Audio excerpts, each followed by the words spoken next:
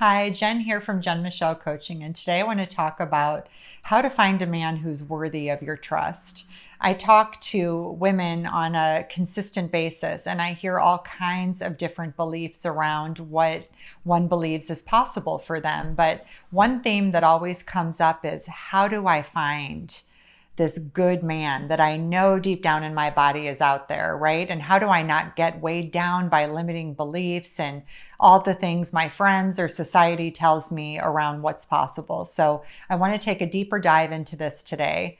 For those of you new to my channel, I would love to invite you to subscribe. I release a video weekly. Number one, catch magical thinking when you're dating or when you meet someone that you're attracted to or you're just kind of pulled towards. So sometimes if we have a limiting belief that there's not a lot of good men out there, or I'm not attracted to a lot of people, we will start to go into sort of magical thinking where we don't see who they are and we see who they could be, and we start operating under that, which is going to set us up down the line for conflict and disappointment.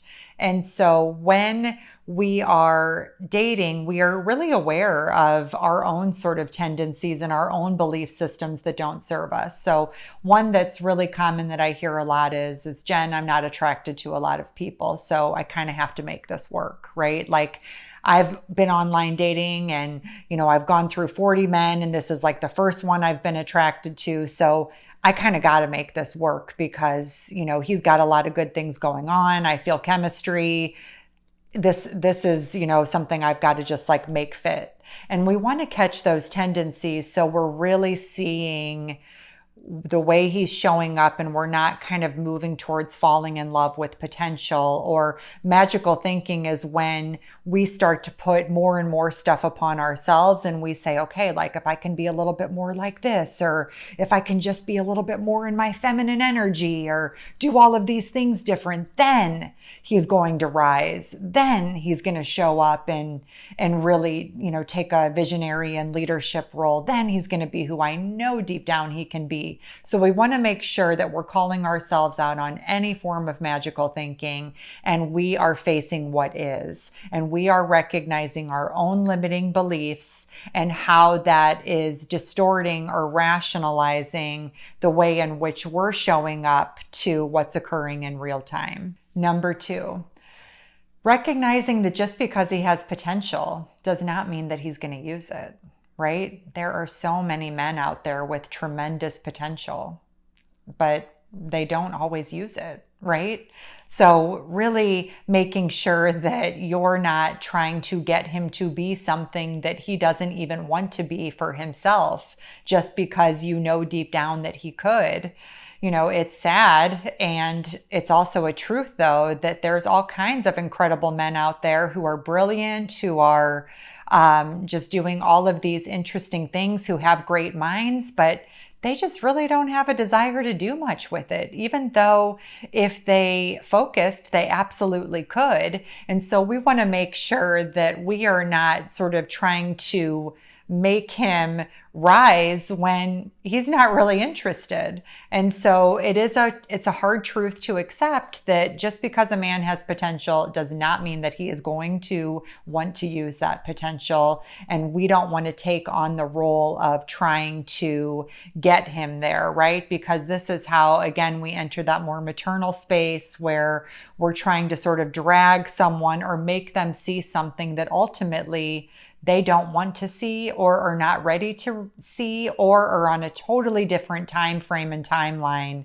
than us. So a lot of it is just radically accepting where another is and making solid, good, informed choices for ourselves as a result of that. Number three, your own subconscious beliefs. I did touch on this on step one, where we're starting to recognize like what's sort of fueling us, but we're really breaking that down and unlayering it. I notice within myself all the time, like I kind of grew up with a very well-intentioned, but a very, very critical maternal figure, right? So sometimes when that inner criticism starts to take over, I have to really slow down and be like, okay, like whose voice is this, right?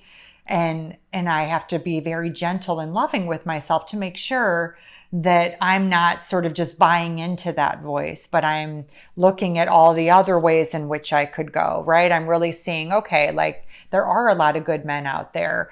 What am I looking for when I go out into the world? Am I looking for hostile, mean people, or am I looking for meaningful, kind, smiling, connective people? Often what we seek, we will find. Yes, we can, argue that there'll be a little bit of both depending upon the setting and circumstances, but as a general rule, we're very conscious of what we're expecting and the belief systems that live inside of us that are sort of supporting the way in which we see anything outside of us. It's really important to kind of break that down, notice if it's rooted in something old, and to make a conscious choice around what feels good to believe and develop within yourself, right? Because this is where our desires start to become painful. We'll know on a deep level that certain things are possible, but we'll have like deep subconscious beliefs that it's got to be hard, it's got to be a struggle, or if we don't do it perfect, we're going to mess the whole thing up.